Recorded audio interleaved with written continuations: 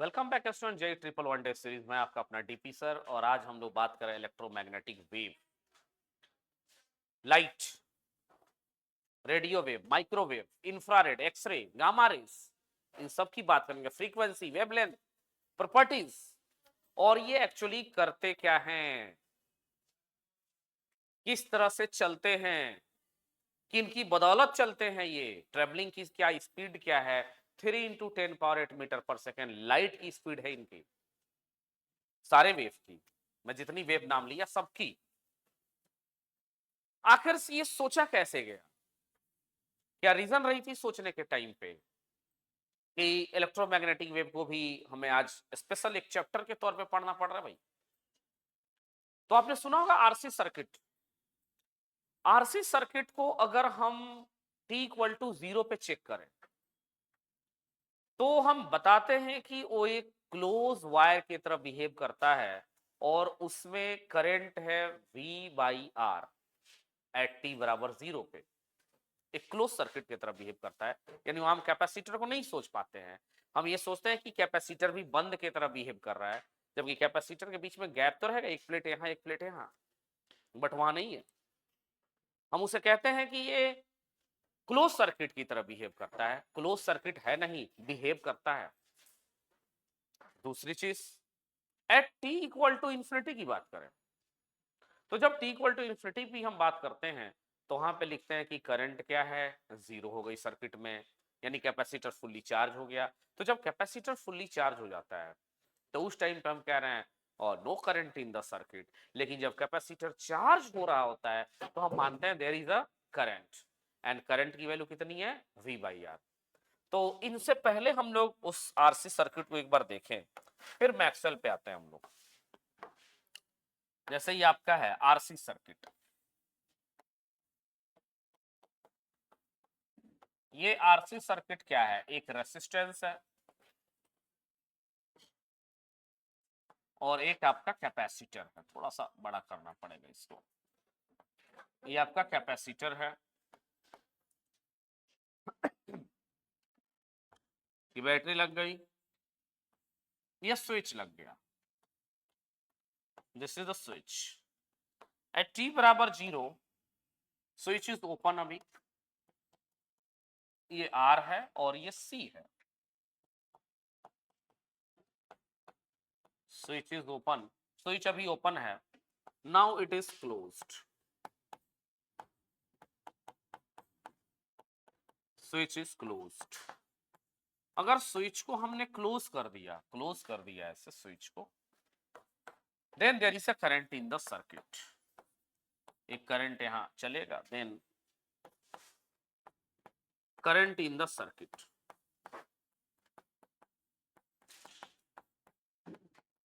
और at t = 0 की बात करूं, करंट की वैल्यू कितनी है, V/R। करंट की ये बैटरी V है और ये रेसिस्टर R है। टाइम t = 0 करंट कितना है, V/R।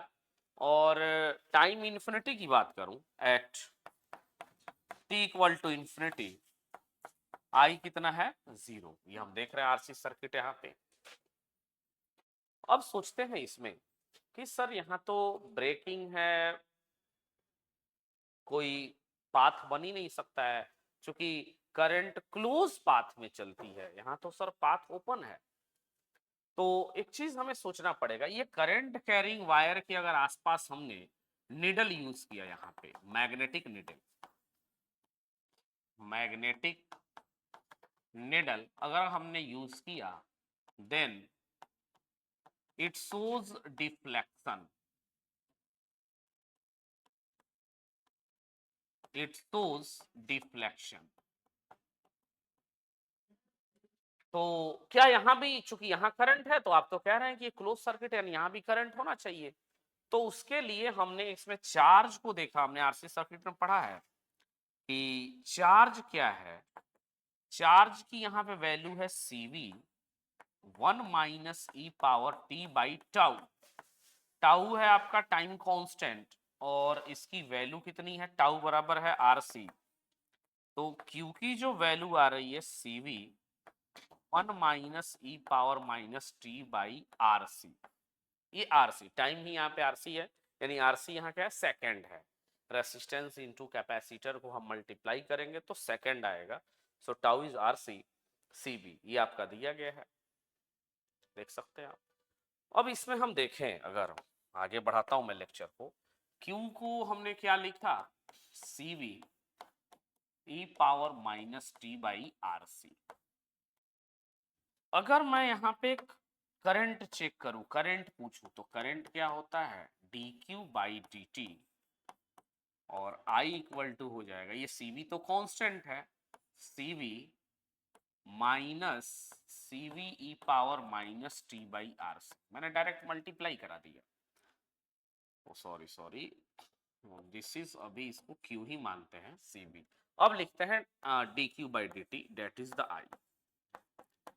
तो इसका डिफ्रेंसिएशन तो जीरो हो गया आपका, और ये CV minus, sorry, zero minus CV, और ये हो जाएगा minus one by R C, that is e power minus T by R C. तो आई की वैल्यू कितनी हो गई, ये हो गई आपकी C V by R C E power minus T by R C, और आई की वैल्यू हो गई V by R E power minus T by R C. ये यहाँ पे क्या है, this is called current in the circuit.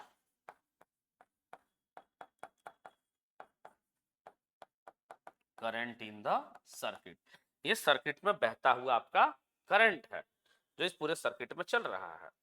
I equal to V by R E power minus T by R C, ठीक है। T equal to zero पे check करें, I कितना है, देखो वी बाई आर आ रहा है, मैक्सिमम आ रहा है, खुद से देखो, मैक्सिमम,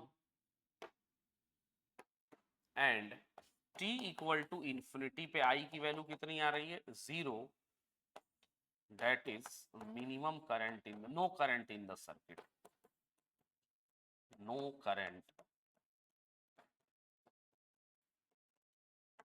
in the circuit, ये आपका आ रहा है, इस डेरिवेशन में दिख रहा है बिल्कुल। इस करंट को बोलते हैं conduction current. So what is the value of conduction current, conduction current, तो ये कितना आ जाएगा, this is V by R E power minus T by R, ये आपका है कंडक्शन करंट है, कंडक्शन करंट। अब चेक करते हैं मैक्सवेल डिस्प्लेसमेंट करंट क्या है सर। कंडक्शन करंट तो पता है कि अगर आरसी सर्किट है उसमें जो करंट फ्लो कर रही है दैट इज कंडक्शन करंट, तो फिर डिस्प्लेसमेंट करंट क्या है, let us check displacement current. मैं यहाँ पे आपको बताने आ रहा हूँ, इसके लिए मैक्सवेल ने एक एक्सपेरिमेंट किया, उसने वही लिया, आरसी सर्किट ही लिया,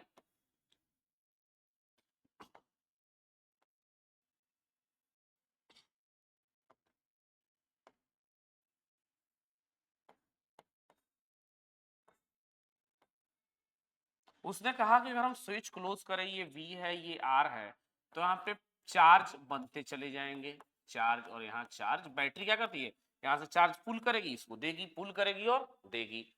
तो अब देखें यहाँ पे पॉजिटिव चार्ज इकट्ठा हुआ है, यहाँ पे हम पहले से पढ़ते आ रहे हैं कैपेसिटर में दो प्लेट होते हैं, एक पॉजिटिव एक नेगेटिव, एक पे पॉजिटिव चार्ज आएंगे तो दूसरे पे equal and opposite negative charge जाएंगे। प्लेट का सरफेस एरिया कितना है, एरिया ऑफ प्लेट ए ले लेते हैं, प्लेट ए है, और कैपेसिटर जो ले लेते हैं, कैपेसिटर, कैपेसिटेंस वो आपकी C है, ये दी गई है, और रेसिस्टर आपका R लगा हुआ। तो हमने Faraday law of electromagnetic induction देखा था, उसमें एक टॉपिक आई थी इंड्यूस्ड इलेक्ट्रिक फील्ड। अरे इंड्यूस्ड इलेक्ट्रिक फील्ड कब आई थी, जब हमने मैग्नेटिक फील्ड को टाइम के साथ चेंज किया, यानी time varying magnetic field creates induced electric field. तो उसका रिवर्स सोचा गया, यहां पे मैक्सवेल ने सोचा कि भाई यहां पे तो मैग्नेटिक निडल में रख रहा हूं, अगर अगर यहां पे वो मैग्नेटिक निडल रख रहे हैं, this is the magnetic needle, तो डिफ्लेक्शन शो कर रहा है,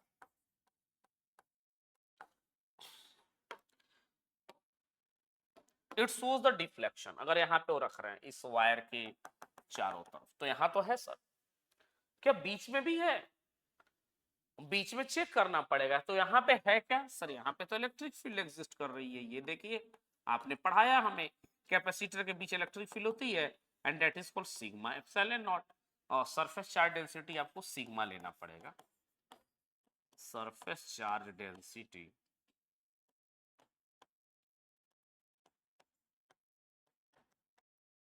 ऑफ कैपेसिटर प्लेट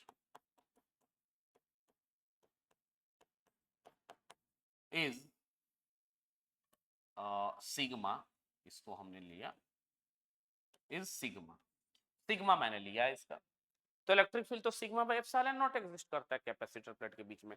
यानी क्या ये इलेक्ट्रिक फील्ड कांस्टेंट है? हाँ, बाद में सर कांस्टेंट है बिल्कुल। क्या शुरुआत से कांस्टेंट है? चेक करते हैं। तो हमने चार्ज का फंक्शन बनाया था Q बराबर CV 1 minus e power minus T by tau, लिखता हूं मैं इसको अभी, बाद में टाउ को आर से लिख दूंगा। हाँ सर, ये चार्ज का फंक्शन है। अच्छा, चार्ज का फंक्शन है मतलब चार्ज बदल रहा है, यानी चार्ज बदलता हुआ करंट भी बदल रहा है। हाँ जी, करंट बदल रहा है। तो क्या ऐसा हो सकता है कि बदलती हुई मैग्नेटिक फील्ड इलेक्ट्रिक फील्ड ला सकती है? तो क्या बदलती हुई इलेक्ट्रिक फील्ड भी मैग्नेटिक फील्ड ला सकती है? चेक करना है, करते हैं चेक इसको। तो जब देखा गया तो यहां से लिखा गया, अच्छा क्यू तो इतना है, तो इसके अंदर फ्लक्स डिफाइन करो। फ्लक्स कितना होगा? E into area. मैंने एक छोटा सा एरिया आर रेडियस का यहां ले लिया है, छोटा सा ये आर रेडियस का मैंने एरिया ले लिया, उसमें मैं फ्लक्स डिफाइन कर रहा हूं। तो फ्लक्स इलेक्ट्रिक फील्ड कितना होगा? तो इलेक्ट्रिक फील्ड होगा sigma by epsilon naught into pi R square. तो फ्लक्स कितना होगा? सिग्मा, सिग्मा की वैल्यू कितनी है? Q by A epsilon naught pi R square. अच्छा, Q की वैल्यू कितनी है? तो Q की वैल्यू तो यहां रखी गई है, देखो ये CV by A epsilon naught 1 minus e power minus T by tau into pi R square. ये हुआ आपका पूरा फ्लक्स। ये पूरा आपके फ्लक्स दिख रहे हैं यहाँ पे, ये पूरा कंप्लीट फ्लक्स। फ्लक्स भी टाइम के साथ चेंज हो रहा है। तो सर फ्लक्स टाइम के साथ चेंज हो रहा है, तो क्या ये D phi by D T वहां क्या देता था? इंड्यूस्ड इलेक्ट्रिक फील्ड, मतलब वहां इंड्यूस्ड इलेक्ट्रिक फील्ड में क्या आया था? D phi by D T में क्या देता? Induce voltage. तो क्या यहाँ भी इंड्यूस वोल्टेज टाइप का कुछ मिल सकता है? चेक करते हैं, पहले इसको डिफरेंशिएट करते हैं हम लोग। तो CV और ये हो जाएगा CV minus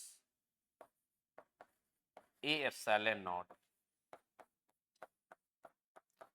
pi R square. ये हुआ आपका कितना? D phi by D T. तो D phi by D T तो क्या होती है भाई? यहाँ भी D phi by D T तो बाद, अभी D phi by D T की जरूरत है नहीं। डी फाइव, चलिए एक बार देखते हैं। ये तो D phi by D T कितना हो गया? ये तो आपका पूरा जीरो हुआ, कांस्टेंट है। ये कितना? तो ये हो जाएगा plus CV by R epsilon naught 1 by R C, CB A है, सॉरी ये ए है, A R C E power minus T by tau into pi R square, तो कांस्टेंट है। तो C से C cancel, d phi by D t जो आपका आ रहा है वो कितना आ रहा है? V by R A epsilon naught, V by R A epsilon naught E power minus T by tau into pi R square. ये आपका क्या आ गया? D phi by D T. देख सकते हैं इतना D phi by D T आ गया, फ्लक्स आपका हुआ इलेक्ट्रिक फील्ड इनटू एरिया, सही है। अब यहां से देखते हैं हमें ये मिला क्या था, इसको इतना रख के फिर इधर नेक्स्ट पेज पे लेता हूं मैं इसको, d phi by D t को। अच्छा रिजल्ट यहां से आएगा, d phi by D t equal to V R A epsilon naught, V R A epsilon naught E power minus T by tau pi R square. एक बार देख लेते हैं, और सही है, बिल्कुल परफेक्ट है। अच्छा, अब d phi by D t क्या होता है, फाई क्या होता है, Q in by epsilon naught. तो यहां से d phi by D t अगर हम करें, so this is d Q in by D t भी करना पड़ेगा इनटू एप्सिलॉन नॉट।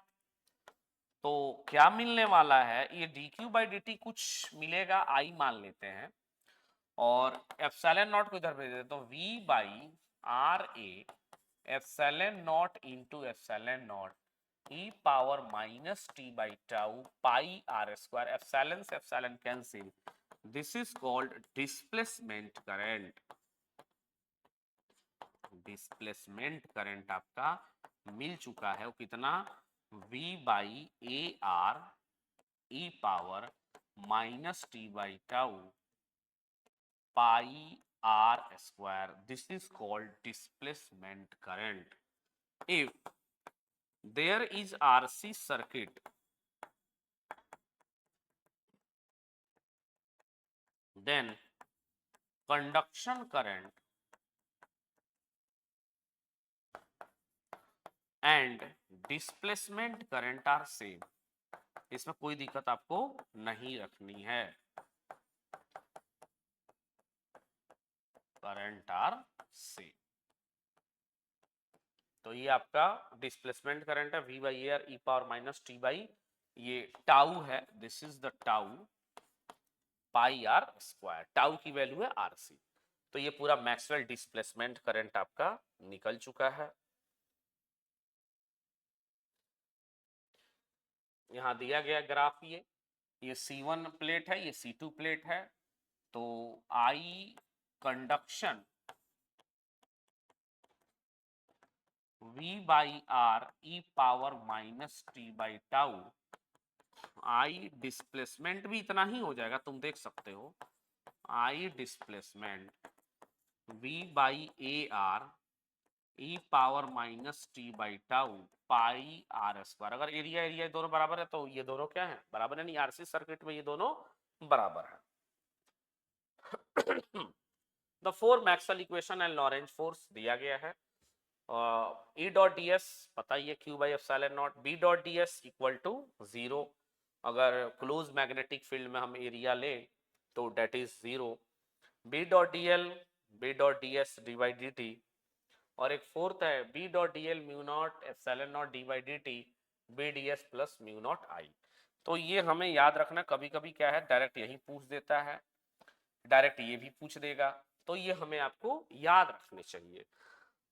सबसे जो जरूरी वाली बात है वो है, जैसे ये इलेक्ट्रिक फील्ड है इसमें और मैग्नेटिक फील्ड, दो फील्ड हम पढ़े हैं,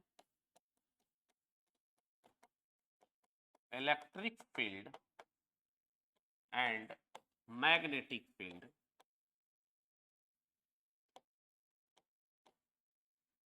मैग्नेटिक फील्ड both are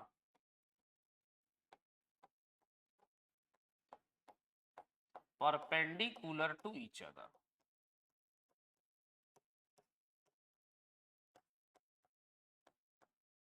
अच्छा, कभी कभी उसका ग्राफ भी पूछता है, तो एक बार ग्राफ भी हमें आना चाहिए।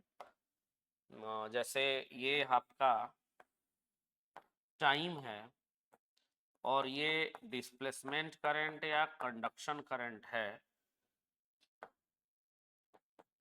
मान लो ये डिस्प्लेसमेंट करंट हो या कंडक्शन करंट हो, IC, ये ग्राफ हमेशा ऐसे जाता है, this is the maximum value, ये कब एग्जिस्ट करता है मैक्सिमम वैल्यू? जब कैपेसिटर अभी चार्ज नहीं हुआ है।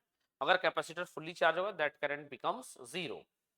सो this is V by R. ये पूछता है आपका IC और ID का ग्राफ, तो ये हमें पता होना चाहिए। And magnetic field both are perpendicular to each other. दोनों क्या है? एक दूसरे के परपेंडिकुलर हैं। तो हम चेक करते हैं, अगर मान लो ये है आपका wave propagation direction,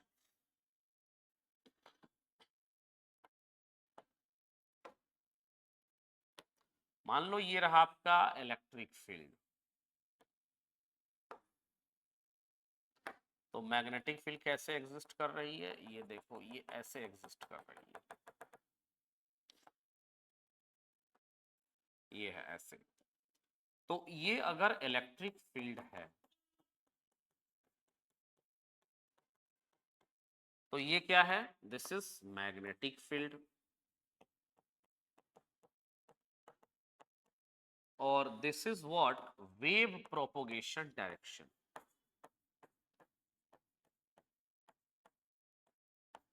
propagation direction value हम लोग ऑलरेडी पढ़ चुके हैं। QE equal to Q VB sine theta यानी sine 90। So E equal to VB into 1, मतलब E not equal to V naught into, V तो सेम है, V आपका कितना है? V आपका है C के बराबर।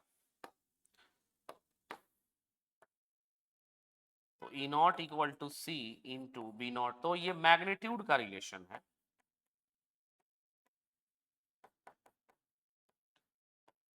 मैग्नीट्यूड रिलेशन ये याद रखना आपको। E not equal to B not C into B not, और बी नॉट की वैल्यू होगी E नॉट बाई C, मतलब मैक्सिमम वैल्यू। ये कहाँ मिलेगी? तो ये आपको वेव में का इक्वेशन जब लिख रहा हूं, तो अभी हमने AC भी पढ़ के हम लोग आए हुए हैं। AC में I नॉट जो है that is the maximum current. इसी तरह से बी नॉट है maximum electric magnetic field, E not है maximum electric field.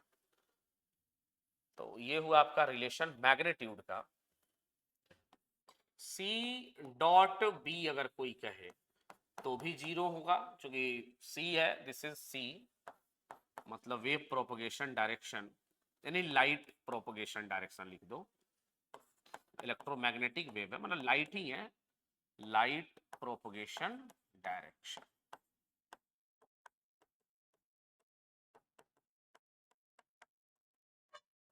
Light propagation direction उधर से कोई कहे तो B डॉट E भी आपका कितना होगा? जीरो। और E डॉट C भी आपका होगा जीरो। जबकि E बराबर क्या होगा? B cross C। C बराबर क्या होगा?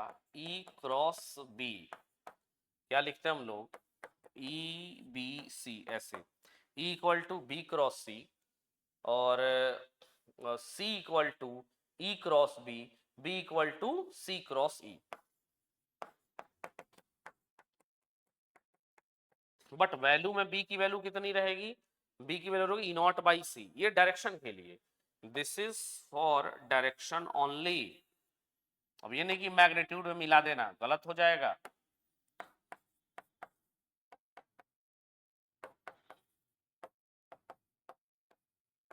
EBC चलेगा, EBC CEB BCE, तो डायरेक्शन के लिए this is for direction only, और ये है magnitude only.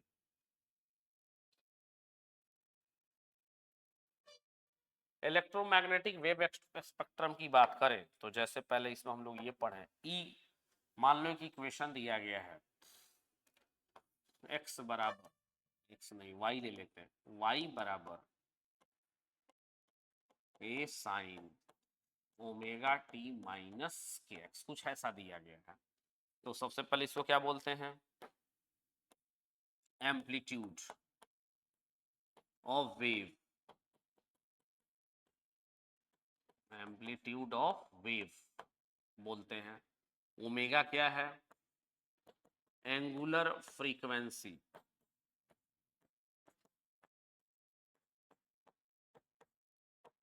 That is omega बराबर कितना 2 पाई एफ एंगुलर फ्रीक्वेंसी, और के क्या है वेव नंबर, और के की वैल्यू कितनी होती है 2 पाई बाई लैम्डा। वी क्या होता है आपका वेव वेलोसिटी, वेव वेलोसिटी का फॉर्मूला क्या होता है ओमेगा बाई के means coefficient of time divided by coefficient of x, यानी ओमेगा बाई के। वेव वेलोसिटी देखो कांस्टेंट है, ये वेव वेलोसिटी है, और y क्या है, y है displacement of particle, displacement of particle.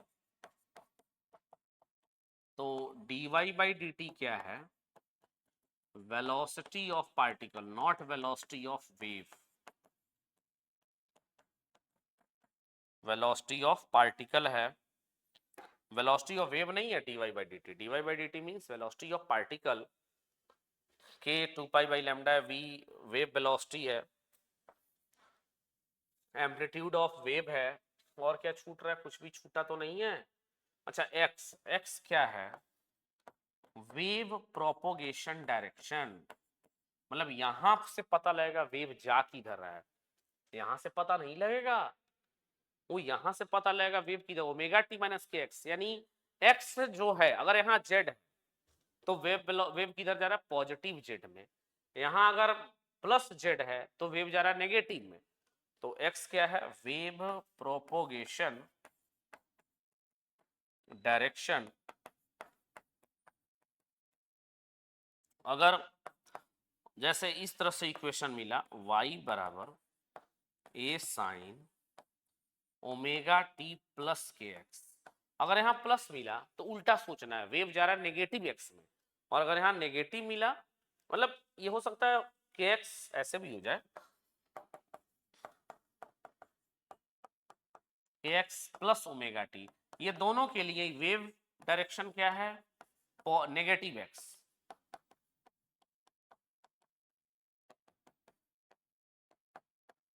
Negative x, चाहे के एक्स इधर है चाहे के एक्स उधर है उससे कोई फर्क नहीं पड़ेगा। जबकि अगर कुछ ऐसा लिखा रहे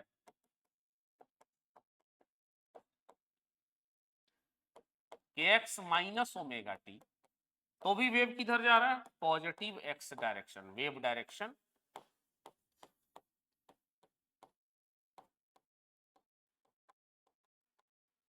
वेव प्रोपोगेशन किधर हो रहा है आपका पॉजिटिव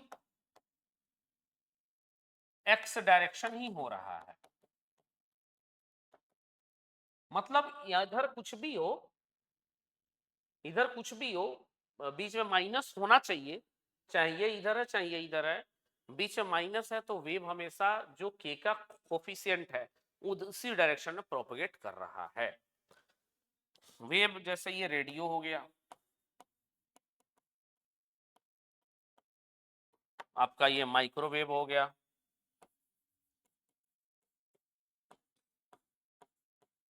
आईआर हो गया,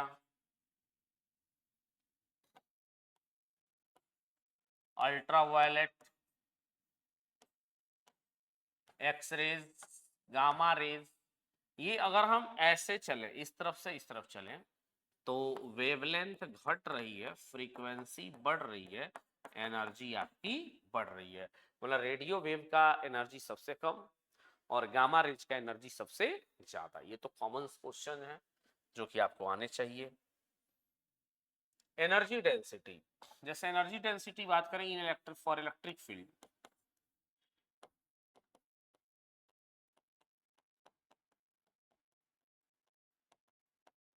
फॉर इलेक्ट्रिक फील्ड की बात करें अगर तो ईडी कितना होता है energy density half epsilon naught E square, यहाँ ई नॉट नहीं आएगा E square.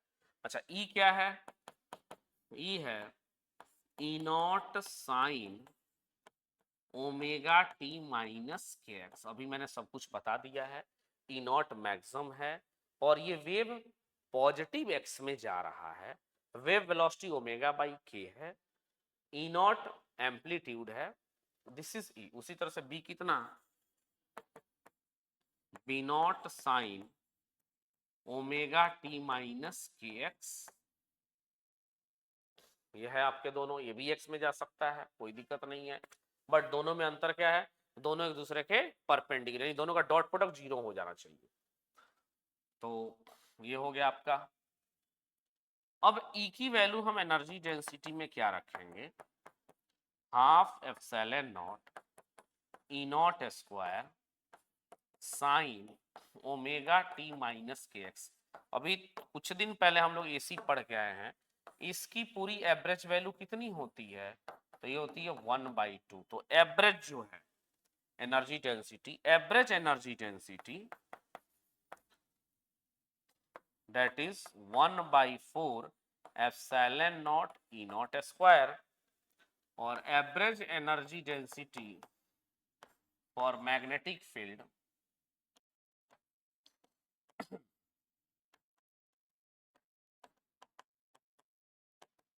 1/4 mu naught times, ये भी 4 हो जाएगा, mu naught times B naught का square, where B naught is peak value, here E naught is peak value.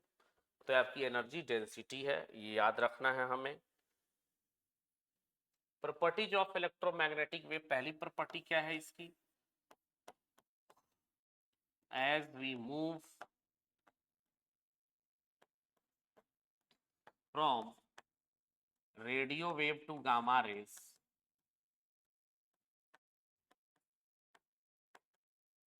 gamma rays, wavelength decreasing, frequency increasing and energy increasing, it having velocity equal to 3 into 10 power 8 metre पर second. इनकी velocity 3 into 10 power 8 metre पर second होती है। Lambda सबका अलग अलग होता है।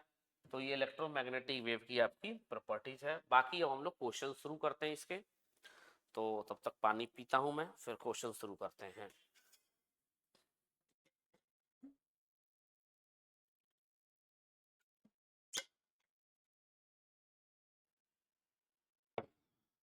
चलिए, a plane electromagnetic wave propagate along the positive x direction in free space, the component of electric field E, अच्छा किधर वेव जा रहा है, पॉजिटिव एक्स डायरेक्शन, मतलब K इक्वल टू क्या होगा, E क्रॉस B। ये क्या है, वेव प्रोपगेशन डायरेक्शन,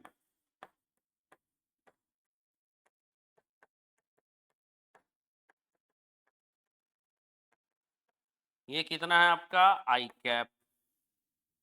तो इलेक्ट्रोमैग्नेटिक प्रोपगेट पॉजिटिव एक्स, ठीक है, in free space, the component of electric field E and B vector with the wave. तो ई है यानी आई आना है, so that is E cross B. अब यहां देख लो,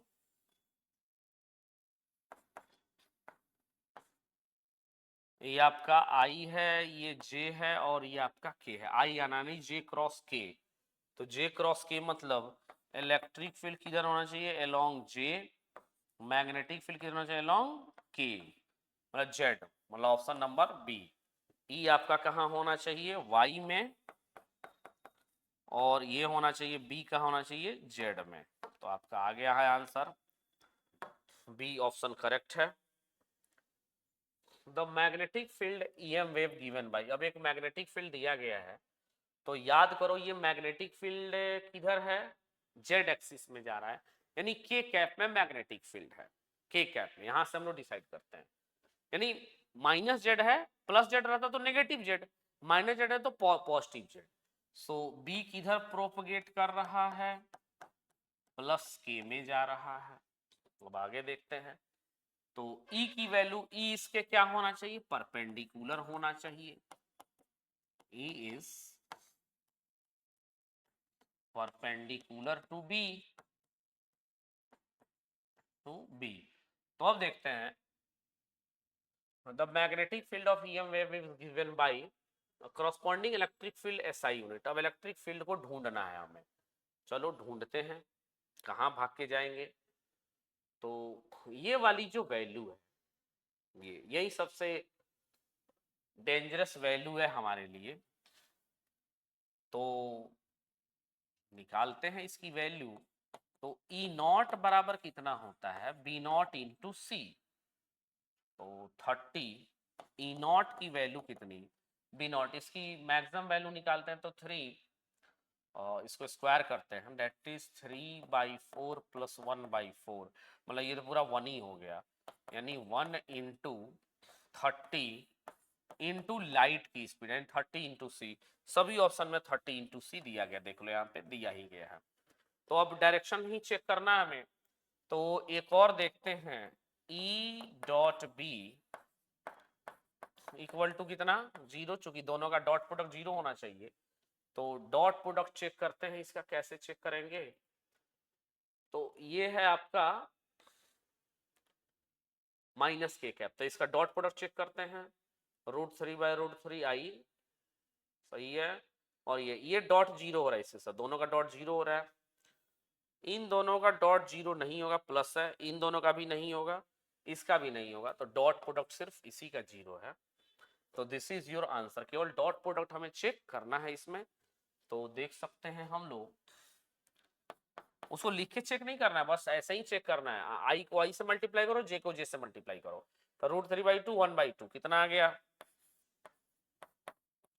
इंटू 1/2 माइनस 1/2 इंटू √3/2। देखो इसी का डॉट प्रोडक्ट 0 आ रहा है, तो एक ही ऑप्शन करेक्ट है आपका, पहला वाला, first option correct.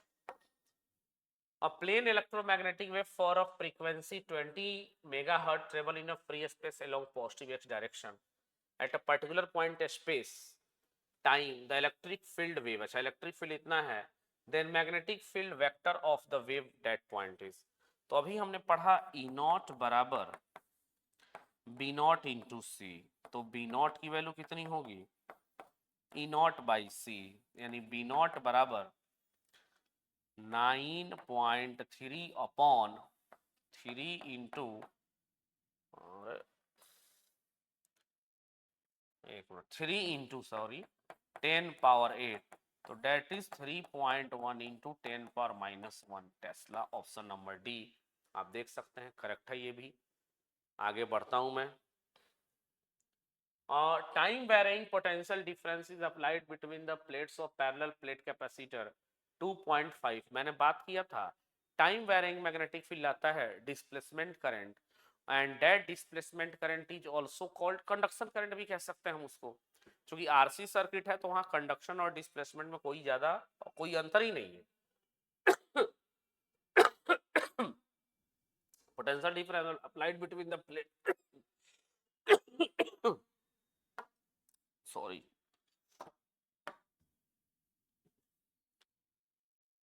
capacitance 2.5 microfarad, the dielectric constant of medium between capacitor plate is 1, dielectric होना नहीं एयर ही है, it produce an instantaneous displacement current। ठीक है भाई, तब सबसे पहले ये देखते हैं Q इक्वल टू क्या होता है, CV।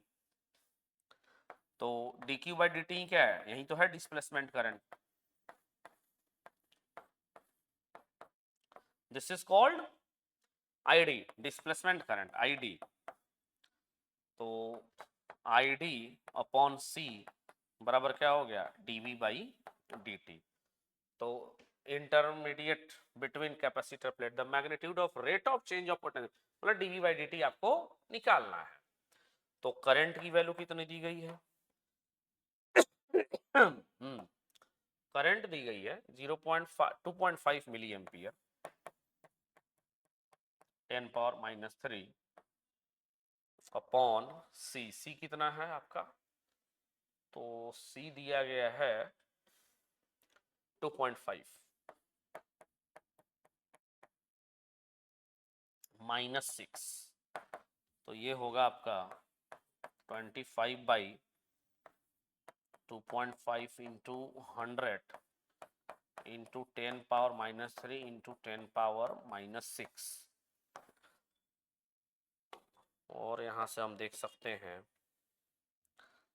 और 25 इंटू 10⁻³ अपॉन 25 इंटू 10⁻⁻5 ऊपर जाएगा, to 10 power 2, the potential difference equal to 100 volt आ रहा है जी। अच्छा dV by dt पूछ रहा है ना, तो 0.25 10 पावर माइनस 3 सही है, और 2.5 10 पावर माइनस 6, 25 100 2.5 ये 10 माइनस 5 2, यानी कितना आ गया आपका 100 वोल्ट पर सेकेंड। सो 100। आगे बढ़ते हैं next. Arrange the following in ascending order of wavelength microwave. Ascending order मतलब बढ़ता हुआ, तो सबसे ज्यादा किसका होगा, लैम्डा मतलब सबसे कम किसका होगा, असेंडिंग ऑर्डर ऑफ वेवलेंथ। तो असेंडिंग ऑर्डर ऑफ वेवलेंथ का मतलब मैं ये अगर देखूं यहाँ पे सबसे पहले कौन आएगा आपका, माइक्रोवेव MW, फिर इंफ्रा IR, फिर आपका UV, और फिर आपका एक्सरेज। तो सबसे कम कौन होगा, लैम्डा 4 सबसे कम, फिर अल्ट्रावायलेट लैम्डा 2, सो लैम्डा माइक्रोवेव इंफ्रारेड लैम्डा 1 किसको दिया, ये लैम्डा 1 लिख लो यार, सबसे पहले लैम्डा 1, और है आपका इंफ्रारेड लैम्डा 3 है, ये लैम्डा 2 होना चाहिए, लैम्डा 3 कर दिया है, ultraviolet lambda 2 and X-rays lambda 4। तो सबसे कम लैम्डा 4, फिर लैम्डा 2, फिर उससे बड़ा लैम्डा, फिर लैम्डा 1। ऑप्शन नंबर सी आ रहा है, बिल्कुल परफेक्ट दिख रहा है यहाँ से। असेंडिंग ऑर्डर मतलब बढ़ते क्रम में, तो ये फिर ये फिर ये और फिर ये, सही है बिल्कुल परफेक्ट। आगे बढ़ते हैं इसको। A plane electromagnetic wave is propagating along x direction. It has a wavelength 4 mm. तो लैम्डा लिख लो 4 mm, ठीक है 4 mm। Electric field is in y direction, y direction, ध्यान से y direction with the maximum volt amplitude 60 E naught, that is 60। The equation of magnetic field, सबसे पहले B naught निकाल लो, कितना हो जाएगा E naught by C 60/3 into 10 power 8 2 into 10 power -7। पहले तो यहाँ से तय कर लो कौन कौन से गायब होंगे, ये गायब होंगे, ये पास, ये भी गायब, ये पास, अभी दो पास हो गए, एक ये और एक ये। अच्छा तो इलेक्ट्रो प्रोपगेटिंग, अच्छा वेव किधर जा रहा है, वेव डायरेक्शन,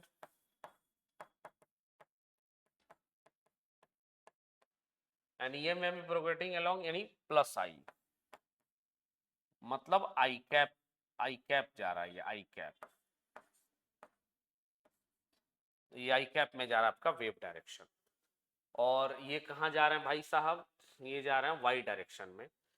तो आई बराबर क्या होगा, J क्रॉस K, यानी मैग्नेटिक फील्ड कहाँ होना चाहिए, इस डायरेक्शन में होना चाहिए, मैग्नेटिक फील्ड इस डायरेक्शन में, दिस डायरेक्शन में मैग्नेटिक फील्ड होना चाहिए। तो कौन कौन से ऑप्शन हैं, ये भी जेड में, ये भी, यहां तक तो दोनों मैच कर रहे हैं। मैच कहाँ नहीं हो पा रहा है, ये दोनों π/2 और यहाँ π/2 10⁻3। अच्छा यहाँ पे, तो अब हम इसको क्या लिखेंगे, इसका ओमेगा निकालते हैं, ओमेगा। तो ओमेगा बराबर क्या होता है 2πf। तो एक मिनट यहाँ देख लेते हैं, यहाँ पे ऐसे ओमेगा, तो सी वी बराबर क्या होता है एफ लैम्डा। तो एफ हमें निकालना है, एफ बराबर क्या हो जाएगा v/लैम्डा, मतलब एफ बराबर हो जाएगा 3 इंटू 10 पावर 8, लैम्डा कितना है 4 इंटू 10 पावर -3, एफ बराबर हो जाएगा v/लैम्डा, यानी 3 और एक मिनट के एक्स और ओमेगा टी, ओमेगा बराबर 2 पाई एफ। तो 2 पाई एफ का मतलब हो जाएगा 3 × V/λ, सही है। तो इसको रखते हैं यहां से एफ, 3 × 10⁻11/4 इतना लिख सकते हैं। चलिए तो एफ निकल गया। तो हमें ओमेगा अगर निकालना है तो 2 पाई से मल्टीप्लाई करेंगे। तो 2 पाई × 10⁻11/4 ये कट गया 2, तो ओमेगा बराबर आ गया π/2 3 × 10⁻11। ये तो ओमेगा का फैक्टर आ गया आपका। बट अभी बच रहा है ओमेगा, चूंकि वेव इक्वेशन में के एक्स और ओमेगा टी दोनों आते हैं, तो ओमेगा तो हमने निकाला, अभी के बाकी है। अब के को मैं यहां निकाल रहा हूं। थोड़ा सा अच्छा सवाल है ये। तो के को कैसे निकालूंगा? के है 2 पाई/λ, यानी 2 पाई, कितना है 4 × 10⁻³ ये हो जाएगा π/2 × 10⁻3। अब रखते हैं इक्वेशन में। तो इक्वेशन में जो बीजेड आना है, बीजेड ही आ रहा है चूंकि जेड डायरेक्शन में, वो कितना आ रहा है? मैग्नीट्यूड पता है 2 × 10⁻7 साइन।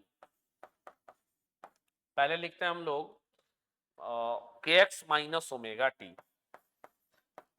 माइनस ओमेगा टी, चूंकि सारे ऑप्शन उसी अनुसार दिए गए हैं तो जगह तो है नहीं, यहां देखते हैं। बीजेड 2 × 10⁻7 और साइन लगाना जरूरी है, नहीं तो गलत हो जाएगा। ये हो गया आपका साइन। के की वैल्यू कितनी है? π/2 10⁻3 माइनस π/2 3 × 10⁻11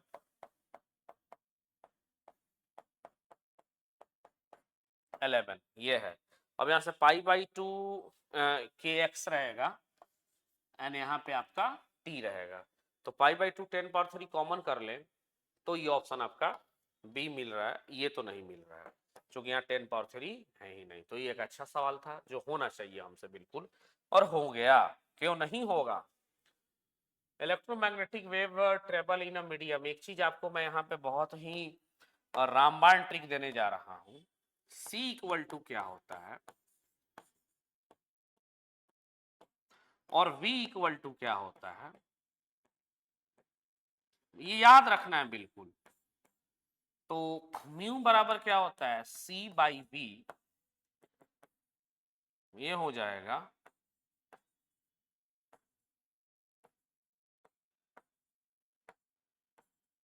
म्यू नॉट और ये म्यू आर, सॉरी एप्सिलॉन, ये हो गया म्यू एम एप्सिलॉन एम, ये म्यू नॉट एप्सिलॉन नॉट।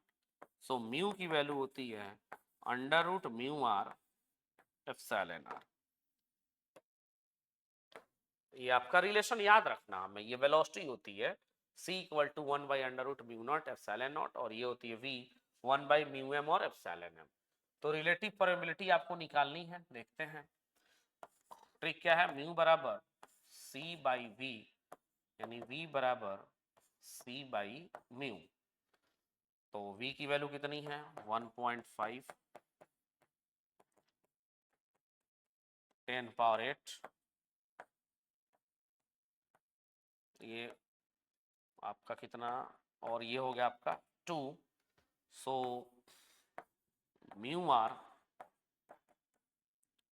क्या दिया गया इसमें? The relative permittivity of medium, मतलब म्यू आर दिया गया है तो रिलेटिव परमिटिविटी यानी एप्सिलॉन आर खोजा जा रहा है।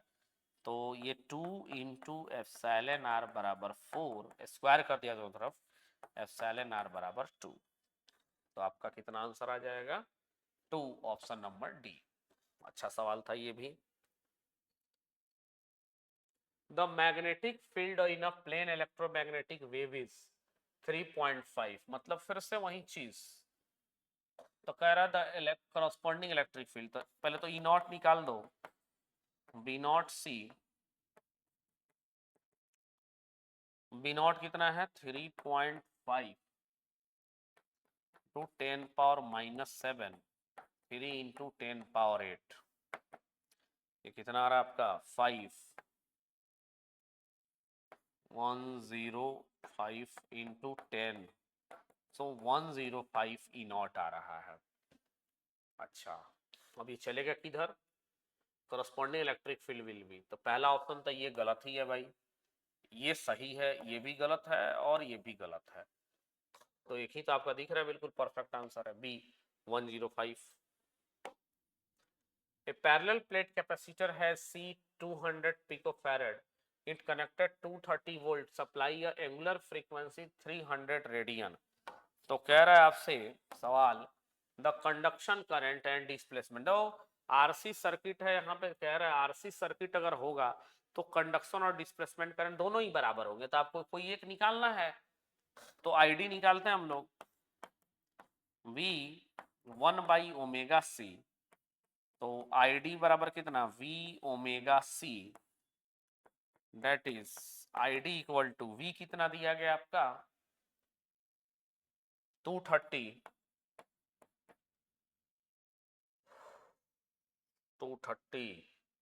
300 इंटू 200 इंटू 10⁻⁻12 पिको फैरड है भाई, ज्यादा वैल्यू नहीं आ जाएगी कुछ, लेट्स चेक, देखते हैं।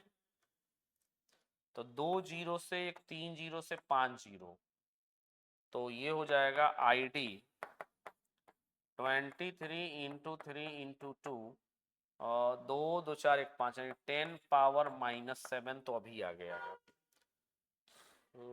3 दूने 6 आ गए, 6 और 6 इंटू 10⁻⁻7, 8 13 इंटू 10⁻⁻, मतलब ये दिया आपका 6 माइक्रोफैरड, तो 6 माइक्रोफैरड मतलब एक डेसिमल अगर यहाँ हम 10 दे दें, क्योंकि सारे ऑप्शन माइक्रो में है, तो ये आ जाएगा आपका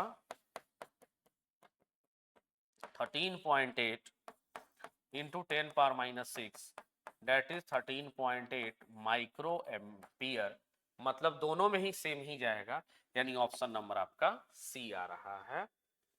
ना ना ना ना, ये तो 138 होगा, गलत है, ये ऑप्शन नंबर डी, दोनों में सेम ही जाएगा, वो बिल्कुल कोई दिक्कत इसमें नहीं है।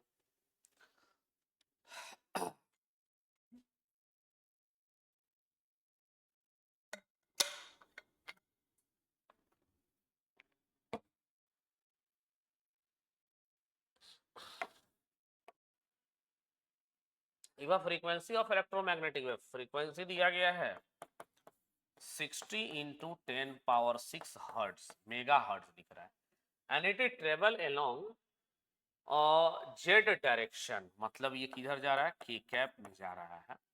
The corresponding electric and magnetic field vector will mutually perpendicular to each other, मतलब दोनों बराबर हैं, म्यूचुअली परपेंडिकुलर हैं, मतलब लाइट की बात कर रहा है, लाइट ही हो सकती है, तो velocity of light that is the F lambda, तो क्या पूछ रहा है, लैम्डा इक्वल टू C/F, अच्छा मीटर में ही कह रहा है C/F, तो आपका कितना आ जाएगा लैम्डा 3 इंटू 10⁻8, और फ्रीक्वेंसी कितनी है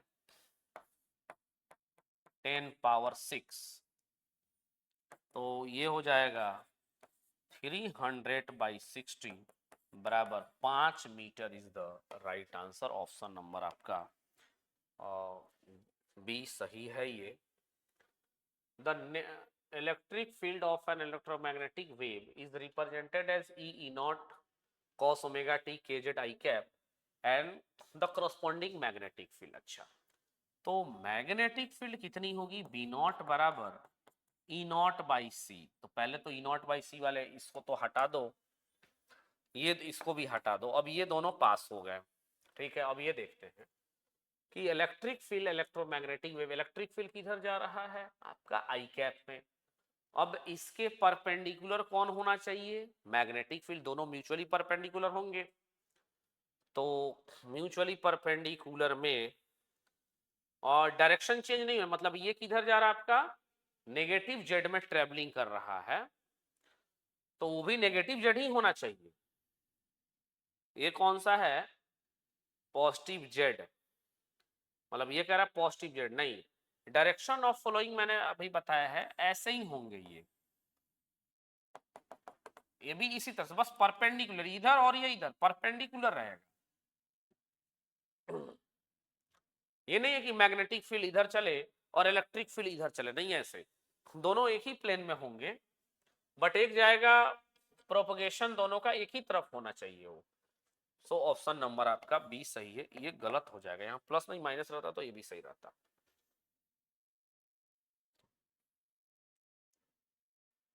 Which of the following Maxwell equation is valid for time varying but not valid for static condition? ये तो सही है, ये भी सही है, डी ये सही है, ये आपका गलत है, यानी ये आपका सही हो गया। द रेशियो ऑफ एवरेज, तो एवरेज का कितना होता है, average electrical density,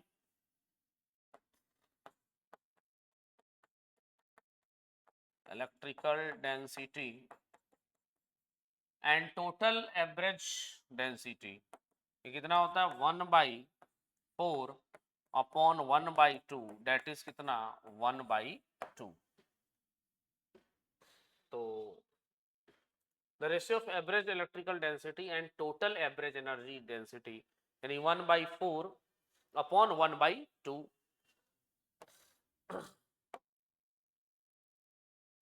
The electric field and magnetic field component to an electromagnetic wave going through vacuum decided by, अच्छा इन दोनों के चलते डिसाइड हुआ है। तो वेलोसिटी कितना होता है ओमेगा बाई के, और यहाँ से वेलोसिटी क्या आ जाएगा E naught by B not, दोनों को मल्टीप्लाई करा दे, सो बी नॉट ओमेगा बराबर के इंटू कितना ई नॉट, तो बी नॉट ओमेगा के ई नॉट, ऑप्शन एक ही मैच कर रहा है, option number 1। Electric field in a plane electromagnetic wave is given by, electric field दिया गया है 50 sine -10 into 10 power t omega, the velocity of electromagnetic wave in this medium. अच्छा ठीक है, तो वेलोसिटी ऑफ वेव क्या होता है, coefficient of omega by coefficient of के, ये 500 है नहीं, अच्छा 500 है ये, ठीक है, तो this is v,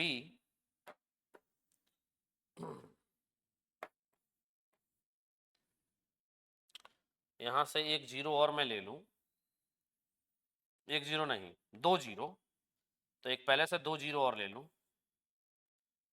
this is 500 into 10 power 8 2, so 2 into 10 power 8, so this is 2/3 into 3, अगर मल्टीप्लाई कर दे ऊपर नीचे, so this is 2/3 into 3 into 10 power 8, so 2/3 into c, यानी 2/3c, 2c/3, option number C. तो मेरे हिसाब से तो अब खत्म हो गए होंगे सारे एक्सरसाइज जो भी है, तो आज इलेक्ट्रोमैग्नेटिक वेव हम लोगों ने खत्म कर दिया है। कल हम लोग शुरू करेंगे नए चैप्टर, जो 11th के कुछ आपके बाकी रहे हैं, उसमें से कल मैं एक कोई भी शुरू करूंगा। ओके बाय, टेक केयर, बहुत बहुत धन्यवाद माय डियर स्टूडेंट्स।